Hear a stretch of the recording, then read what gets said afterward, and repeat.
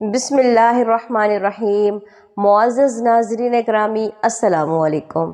ناظرین اکرامی، ہم نے ایپیسوڈ 1 اور ایپیسوڈ 2 میں یہ جان لیا ہے کہ بنی اسرائیل کا کس نبی کے ساتھ تعلق ہے اور بنی اسرائیل کس بنا پر مسجد اقصیٰ کو اپنی وراثت سمجھتی ہے، اور حضرت یعقوب علیہ السلام کی کن سے شادی ہوئی اور ان کے کتنے بچے ہیں، کتنی بیٹیاں ہیں اور کتنے بیٹے ہیں۔ یہ سب کچھ ہم پچھلے دونوں ایپیسوڈ میں جان چکے ہیں، تو آئیے مزید تیسرے ایپیسوڈ کا آغاز کرتے ہیں۔ ناظرین کرامی، اس قصے کی ابتدا حضرت ابراہیم علیہ السلام سے ہوتی ہے۔ وہ اس لیے کہ حضرت یعقوب علیہ السلام حضرت اسحاق علیہ السلام کے بیٹے اور حضرت ابراہیم علیہ السلام کے پوتے ہیں، اس لیے اصلاً یہ آل ابراہیم ہے، اور ہم مسلمان ہر نماز میں آل ابراہیم پر درود بھیجتے ہیں۔ یاد رہے کہ یہ داستان جان بوجھ کر حضرت یعقوب علیہ السلام سے شروع کی گئی، کیونکہ ان کے والد حضرت اسحاق علیہ السلام کے جنشن سے آل ابراہیم دو حصوں بنی اسرائیل اور بنی اسماعیل میں بٹ جاتی ہے،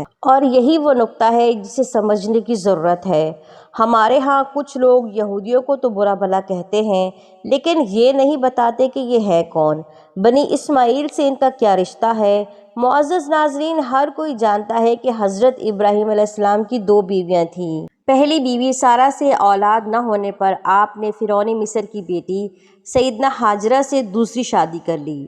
جن کے بطن سے اللہ نے آپ کو حضرت اسماعیل علیہ السلام کی شکل میں فرزند عطا کیا۔ اگرچہ یہ اللہ تعالیٰ کا حکم اور ارادہ تھا، لیکن بعض مورخ لکھتے ہیں کہ جب دوسری بیوی ہاجرہ علیہ السلام کے ہاں بیٹا پیدا ہوا تو دونوں خواتین کے درمیان بد اتفاقیاں پیدا ہو گئیں، لہٰذا حضرت ابراہیم علیہ السلام بی بی ہاجرہ اور نومولود حضرت اسماعیل علیہ السلام کو یروشلم سے کوسوں دور وادی مکہ، صفا اور مروہ کے مقام پر چھوڑ آئے، اور یہی جگہ آج ہمارے ہاں حج کا ایک اہم رکن ہے۔ یاد رہے کہ بی بی ہاجرہ اور حضرت اسماعیل علیہ السلام کے چلے جانے کے بعد اللہ تعالیٰ نے بی بی سارہ کو بھی بیٹا عطا کر دیا، جس کا نام حضرت اسحاق علیہ السلام رکھا گیا، اور اسی اسحاق علیہ السلام کے بیٹے حضرت یعقوب علیہ السلام کی نسل کو بنی اسرائیل کہا جاتا ہے۔ یوں سمجھ لیجئے کہ حضرت اسحاق علیہ السلام اور حضرت اسماعیل علیہ السلام 2 بھائی تھے۔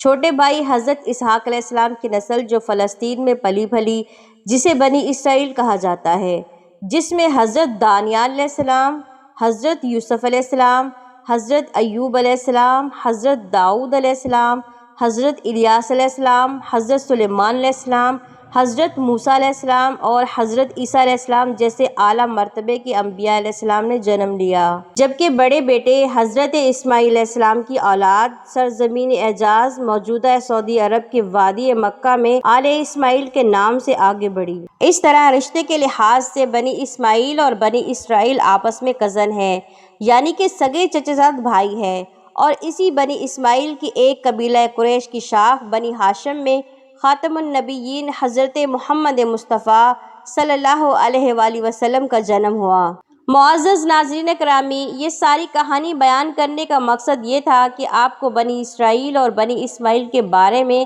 تفصیل کے ساتھ آگاہ کیا جائے، اور آپ جان چکے ہیں کہ حضرت ابراہیم علیہ السلام کے 2 بیٹوں سے یہ سلسلہ چلا۔ حضرت اسحاق علیہ السلام کے بیٹے حضرت یعقوب علیہ السلام کی اولاد بنی اسرائیل کہلاتی ہے، جبکہ اسماعیل علیہ السلام کی اولاد بنی اسماعیل۔ اب آپ کو موجودہ دور کے یہودیوں کے بارے میں بتاتے ہیں، جو خود کو بنی اسرائیل کہتے ہیں۔ ان یہودیوں اور عربیوں یعنی مسلمانوں کے بیچ جو جھگڑا چل رہا ہے، اس جھگڑے کی اصل وجہ حضرت یعقوب علیہ السلام پر وحی ہونے والے وہ جملے ہیں جس کا تذکرہ ہم پچھلی ویڈیو میں کر چکے ہیں، ایپیسوڈ نمبر 1 اور ایپیسوڈ نمبر 2 میں۔ مزید جاننے کے لیے آپ پچھلی ویڈیو کو ملاحظہ فرمائیے۔ اگر مختصر بات کی جائے تو جو حضرت یعقوب علیہ السلام نے خواب دیکھا تھا اور ان پر وحی نازل ہوئی تھی، جس میں اللہ نے انہیں بشارت دی کہ میں تجھے برکت دوں گا، تیری اولاد کو کثیر کر دوں گا، اور یہ زمین تیرے لیے کر دوں گا اور تیرے بعد تیری اولاد کے لیے۔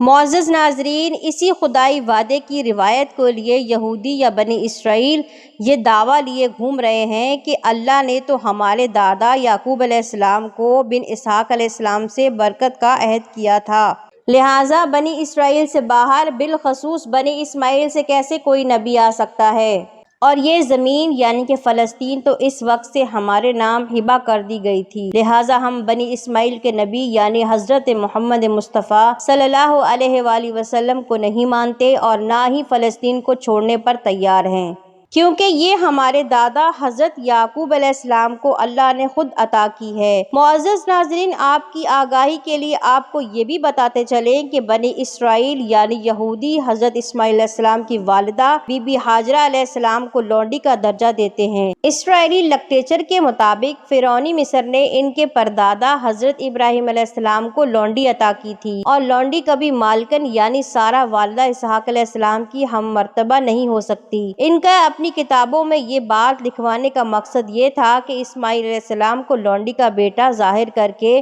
اپنے دادا اسحاق علیہ السلام سے کمتر ثابت کیا جائے۔ نعوذ باللہ۔ معزز ناظرین، مسند کی روایت کے مطابق دراصل ہوا یوں تھا کہ حضرت ابراہیم علیہ السلام تبلیغ اسلام کی وجہ سے عراق کے بادشاہ نمرود کے ظلم و ستم کا شکار بنے، اور تنگ ہو کر جب اپنا آبائی وطن وادی بابل چھوڑنے پر مجبور ہوئے تو اپنی اہلیہ بی بی سارہ علیہ السلام کو لے کر فلسطین کی طرف روانہ ہو گئے۔ راستے میں مصر کا ملک آتا تھا، وہاں پہنچے تو بادشاہ مصر فرعون کو اس کے کارندوں نے خبر دی کہ ایک ابراہیمی نام کا ایک مسافر آیا ہے جس کے ساتھ اس کی انتہائی حسین و جمیل بیوی بھی ہے۔ فرعون کا معمول تھا کہ اگر کسی باہر سے آنے والے شخص کی بیوی خوبصورت ہوتی تو وہ اسے اپنے پاس رکھ لیتا۔ جب حضرت ابراہیم علیہ السلام کے پاس فرعون کے کارندے اس غرض سے آئے کہ اپنی بیوی سارہ علیہ السلام کو بادشاہ کے پاس بھیجو، تو انہوں نے اللہ سے دعا کی کہ اے میرے رب، جس طرح تو نے نمرود کی آگ سے میری حفاظت فرمائی ہے،